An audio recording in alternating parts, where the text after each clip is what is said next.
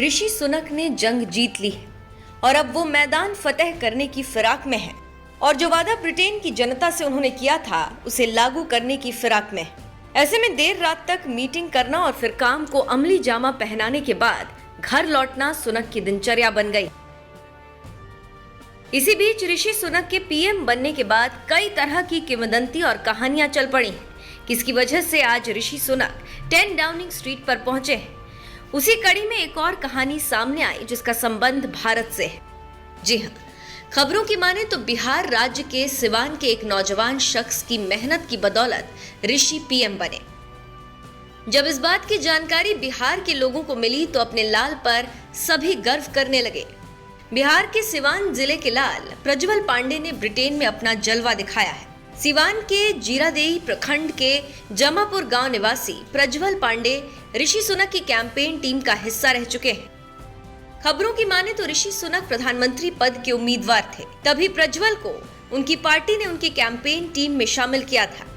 अब ऋषि सुनक ने प्रधानमंत्री का पद संभाल लिया है। प्रज्वल बिहार के पड़ोसी राज्य झारखंड के सिंदरी में रहते थे, लेकिन उनका जन्म सिवान जिले के जीरादेई प्रखंड के जमापुर में हुआ था। वो राजेश पांडे के पुत्र हैं, जिनके गांव में अच्छी पकड़ भी है।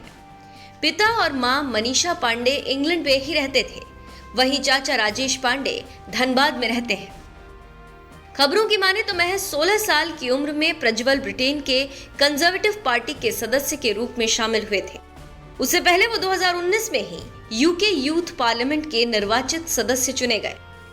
युवा संसद सदस्य के तौर पर ब्रिटेन की संसद में पहली बार भाषण दिया था, जिसके बाद वहां के लोग भी उनके फैन हो गए। बहन प्रांजल पांडे कैम्ब्रिज यूनिवर्सिटी से MBBS की पढ़ाई कर रही हैं। प्रज्वल पांडे के करीबियों का कहना है कि वो शुरू से काफी होनहार छात्र रहे हैं। उनके रिश्तेदार विनीत कुमार द्विवेदी की माने तो इतने बड़े पद पर रहने के बाद भी जब भी वो भारत या कभी कभार अपने गांव आते हैं तो पहले की तरह लोगों से मिलते हैं।